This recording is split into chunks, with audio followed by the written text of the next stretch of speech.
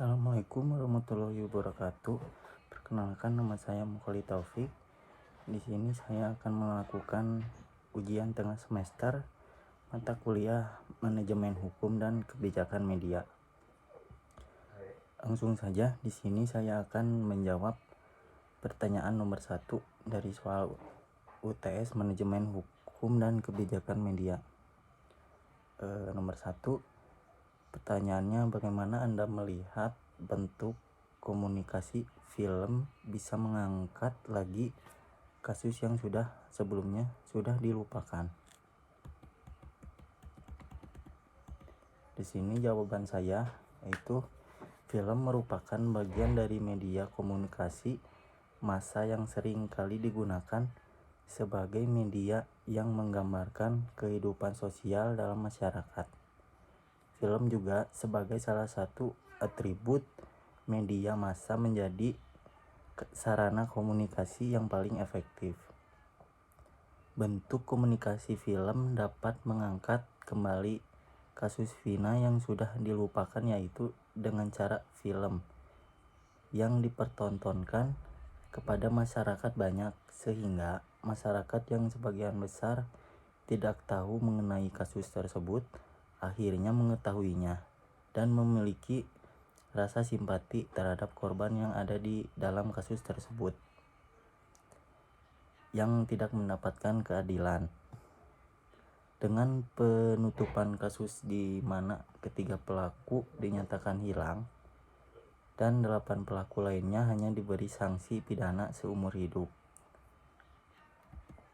masyarakat banyak yang akhirnya tahu, menjadi perbincangan di masa sekarang mengenai film dan kasus tersebut, sehingga kasus tersebut kembali terbuka dan pihak aparat serta pihak hukum di Indonesia baru kembali membuka kasus tersebut dan mengusahakan memberikan keadilan kepada korban karena tuntutan masyarakat banyak. Dan pertanyaan nomor kedua, seberapa signifikan media dapat menjadi kontrol sosial terhadap fenomena penegakan hukum yang terjadi dalam kasus Vina?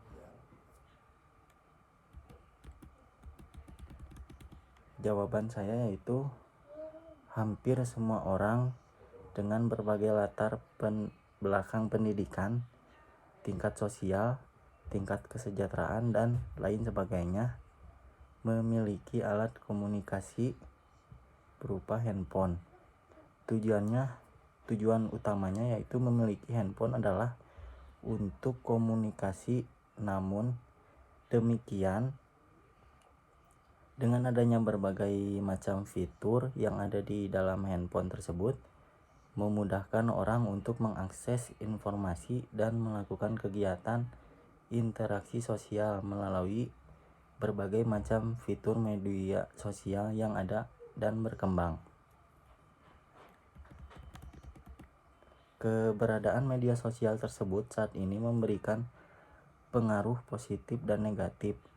Sisi positif dari adanya media sosial bagi para pengguna dengan memanfaatkan keberadaannya tersebut untuk saling bertukar informasi yang berguna untuk mendukung aktivitas sehari-hari dengan berbagai macam latar belakang para pengguna tersebut.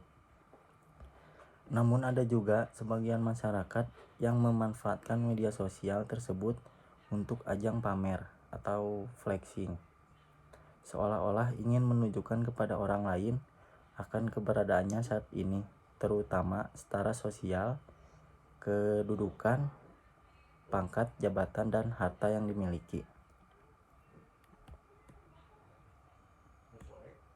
Penegakan hukum di Indonesia masih dikategorikan kurang dalam mengatasi masalah di negara. Banyak kasus ditutup tanpa diselesaikan secara tuntas, dan penjauhan hukuman kepada pelaku kejahatan juga dinilai kurang. Bahkan kasus-kasus besar di Indonesia sering terungkap karena peran media sosial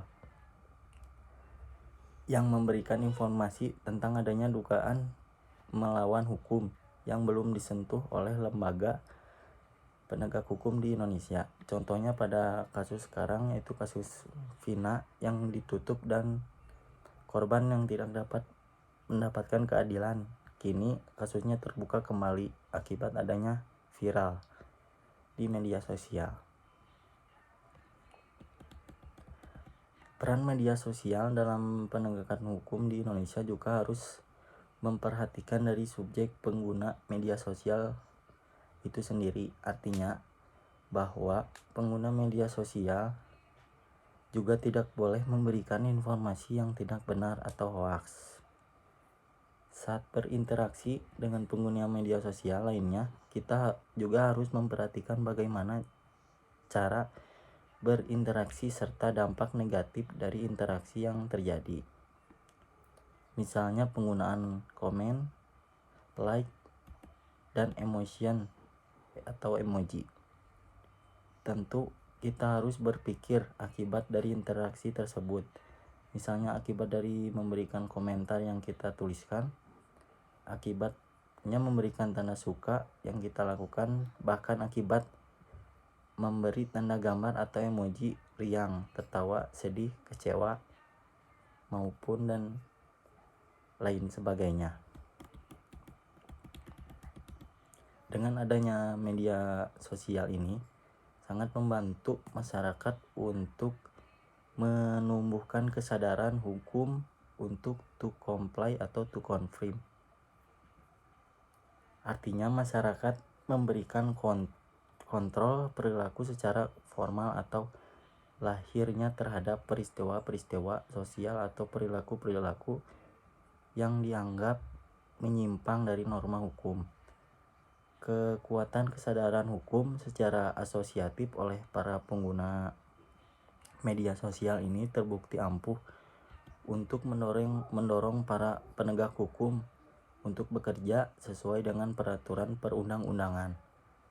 Kesadaran hukum akan memotivasi masyarakat untuk secara sukarela menyesuaikan segala perilaku kepada ketentuan peraturan perundang-undangan yang berlaku.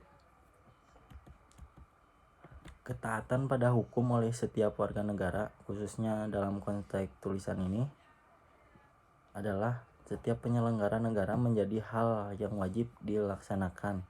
Tujuannya agar segala kebijakan atau tindakan yang dilakukan tidak menimbulkan kerugian pada masyarakat.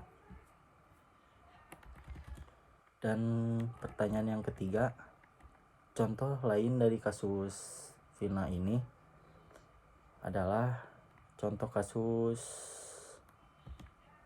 yang menyoroti kasus media yaitu pada film Ice Cold, di mana kasus kopi sianida Jessica Mirna yang pernah ditutup kembali terbuka. Dalam kasus tersebut, Jessica sebagai sahabat Mirna ditetapkan sebagai tersangka, di mana Jessica yang memberikan racun sianida ke kopi yang diminum Mirna hingga tewas. Film Ice Cold Murders Coffee and Jessica Wongso tayang secara perdana di Netflix pada tanggal 28 September 2023 kemarin. Setelah penayangannya muncul kontroversi di antara publik, terutama banyaknya kejanggalan yang diperlihatkan dalam film tersebut. Setelah menyaksikan film tersebut, sejumlah masyarakat mulai merasa ragu akan kebenaran di balik kasus tersebut, serta menduga jika film dokumenter ini banyak membawa opini bahwa Jessica Wongso tidak bersalah. Anggapan keberpihakan dalam film tersebut juga berdasarkan dari kurangnya detail yang ada dalam film dokumenter tersebut. Di antaranya tidak ada adegan Jessica yang menggaruk-garuk tangan usai Mirna dievakuasi, menghilangnya celana Jessica. Banyak muncul pro dan kontra setelah penayangan film dokumenter Ice Cold Murders Coffee and Jessica Wongso, terutama setelah munculnya buku harian dari Jessica serta beberapa kejanggalan dari kasus tersebut yang dijelaskan dalam film. Di dalam film ditemukan bahwa jenazah Mirna tidak dilakukan otopsi. Dalam film tersebut terdapat dokter forensik yang menyatakan bahwa Mirna mengalami luka pada lambungnya. Selain itu juga terdapat bahwa tidak terdapat cyanida di dalam lambung Mirna dan juga pemberhentian wawancara Jessica. Hal tersebut tentu menjadi pertanyaan bagi masyarakat, dan masyarakat pun banyak menyimpulkan bahwa Jessica belum sepenuhnya bisa dijadikan tersangka. Sekian dari UTS dari saya. Assalamualaikum warahmatullahi wabarakatuh.